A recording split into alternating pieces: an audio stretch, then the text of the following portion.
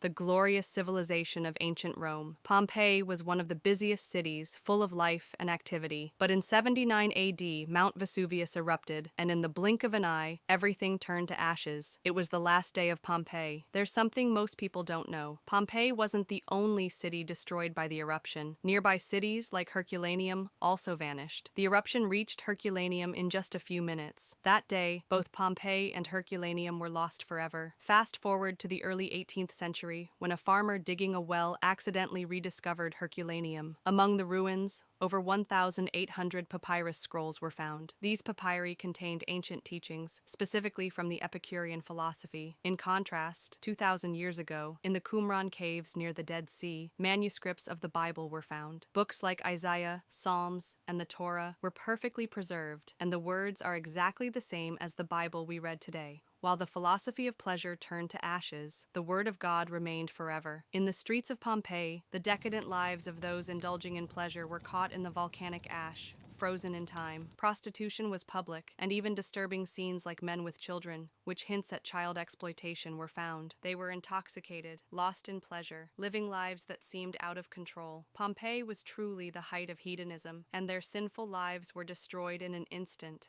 Much like Sodom and Gomorrah, God brought judgment upon them, and their world was gone. The Epicurean philosophy discovered in the papyri taught that pleasure is the highest good in life. While the philosophy focused on mental and moderate pleasures, in practice, it led to excessive indulgence in physical desires. The villa where these papyri were found was likely owned by Lucius Calpurnius Piso, father-in-law of Julius Caesar, who supported the spread of this philosophy. These papyri were burned to charcoal, and many scholars tried to decode them, but failed. In 2015, Professor Shields and his team at the University of Kentucky used 3D scanning technology to try to read them. However, the ink was hard to separate from the charred papyrus, so it was nearly impossible to read the text. In 2019, after much effort, they used a special particle accelerator to scan the papyri in high resolution, finally detecting traces of ink. In 2023, they launched the Vesuvius Challenge, inviting researchers worldwide to help decode the texts. The prize? $1 million.